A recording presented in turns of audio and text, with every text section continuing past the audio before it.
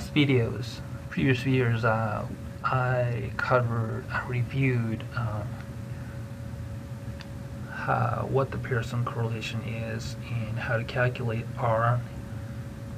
And I didn't cover that in my video, I kind of skipped it. But correlation calculated on population data is a parameter called rho. And instead of R, R is a correlation calculated based on the sample.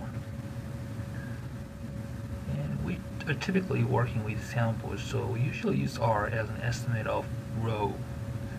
So this is really getting a really familiar concept these days. I mean, to me, parameter as opposed to statistic, and there are different alphabets for rho. I mean, for parameters and for samples.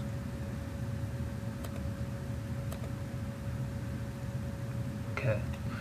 So we're usually using the sample correlation R as an estimate of the population correlation. Just like all other statistics we've looked at, and sample correlation is subject to sampling error. If we want to use R to make inferences about rho, we should take sampling error into account. So today we're doing is the hypothesis test for correlations. The idea is the same as it was for z-test, t-test, and ANOVA. We set up the null hypothesis about the population and used our sample data to tell us if we should reject the null hypothesis.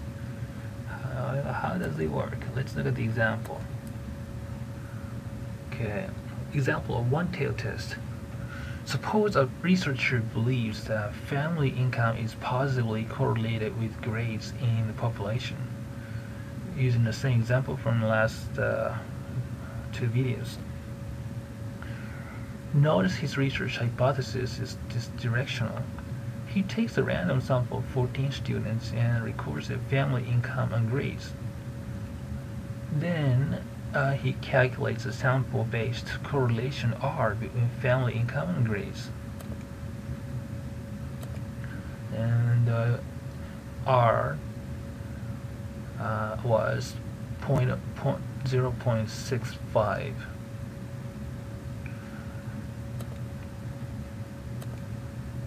And it's a scatter plot. So sample correlation of 0.65 supports his theory, but it could be a result of sampling error. There could actually be no relationship in the actual population. And the researcher must do a hypothesis test before he can conclude there is a positive correlation in the population. Because the researcher hypothesizes that there is a positive correlation, he would do a one-tailed hypothesis test.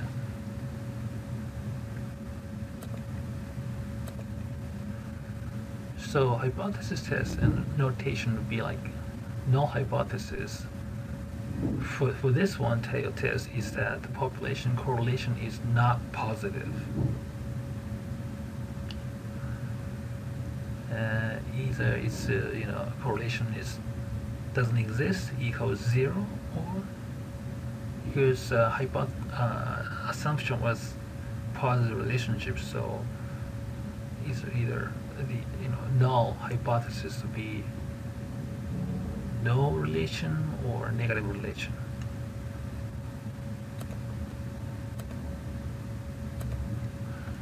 And alternative is, of course, because researcher is supposing that there's a positive relationship, so rho is going to be positive, bigger, larger than 0. Because 0 means no relationship, and more than 0 will be positive relationship. Now we have to determine the critical value for the Pearson correlation, and we use a table.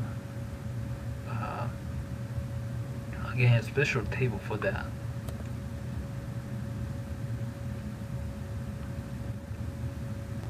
this table here. That is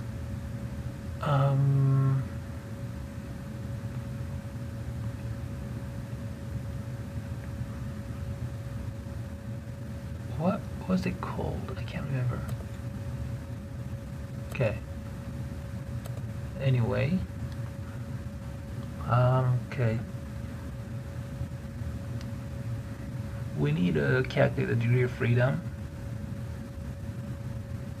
and which is always n minus 2, and it's a number of pairs of scores. I think it's because we're dealing with these two groups, actually, two sets of variables, because these are the numbers we are actually calculating upon. So when we think about degree of freedom, I think, instead of just, even though it's just one person, because these two values for each person, these two values are the ones we are actually doing calculations on. So that's why we have to consider degree of freedom for each. So in this case, this minus 1, this minus 1.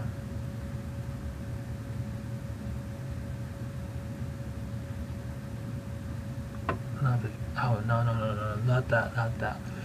I mean, degree of freedom, because there are only 14 sets, and so scratch the earlier statement. Okay, even though we calculate on these two sets, actually, we're dealing with 14 data. 14 pairs, but the range of errors, degree of freedom can be larger than just having one, because there are two. So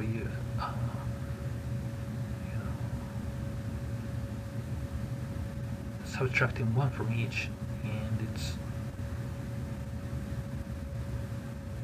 one from that, one from that. So for that, so it's going to be 14 minus 2. Okay, you got to be careful about that, because it's kind of different from other thing, ANOVA and others. So it's 12, degree of freedom is 12. And just like some other tables, it gives you one-tailed and two-tailed versions. And if you use alpha level 0.05, then this is going to be the critical value. So the critical value of R is plus 0.458 according to the table, and our sample correlation was 0.65. Our correlation is above the critical value, so we reject the null hypothesis, and we know the p-value is less than 5%. So unlike other tests, you don't really go through calculating the values, because our value you get for correlation is already a standardized ratio-based, percentage-based values. When you get R, you already have R statistic. You don't really have to go through that special thing anymore. When you get to R, you go all the way to get an R. So, okay. So,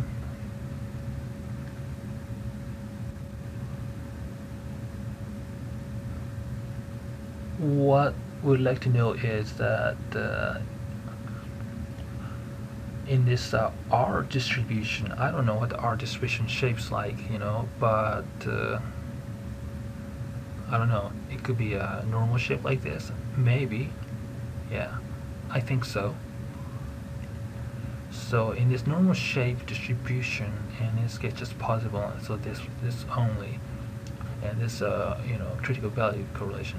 So if it falls into the critical value, then means you gotta have to reject the null hypothesis. And in this case, critical value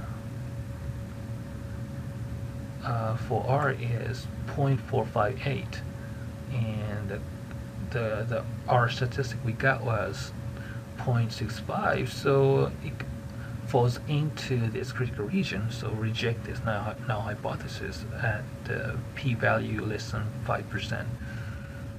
Okay, so it's, in a way, this part is kind of really similar to other correlational testing except for ANOVA. So we get this. We conclude that population correlation between family income and grades is greater than 0.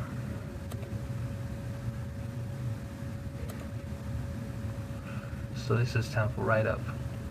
The analysis indicated that family income and grades were positively related, with R equals to plus 0.65 and sampling N equals to 14 sampling population, and P less than 0.05, one-tailed.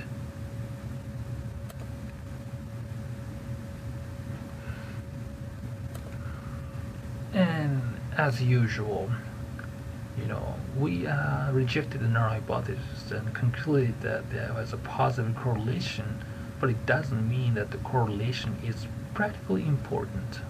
In other words, effect size. To evaluate the practical importance of a Pearson correlation, we calculate R squares. For example, we got R was 0.65, so R squared would be 0.42. R squared is sometimes called the coefficient of determination. Why do you do that R squared? Okay. And this is the same for ANOVA. And remember, we use the same notation for ANOVA, effect size, and it's the same thing. We use the same thing. Why is this R squared is going to be the effect size? Because correlation is basically a slope, right? So, like to do. I don't know. I don't know why I do that. I don't exactly know, but that's going to be a topic for another video. And just for this class, for the sake of doing well in this class, it's not too much to remember. Okay, so 42% of variability in one variable is explained by its relationship with the other variable. Or what this number means is that, in other words, R squared, coefficient of determination, is that 42% of variability in one variable is explained by its relationship with the other variable. So 42%, all of the variability is in the variable, but 42%, about half of it, is explained by So this is a large correlation. So when you talk about how important it is, it's not about the strength of the relation, but how much of all the actual data in it will be explained by this correlation. Everything that's largest, half, is pretty large. So same way as previous examples.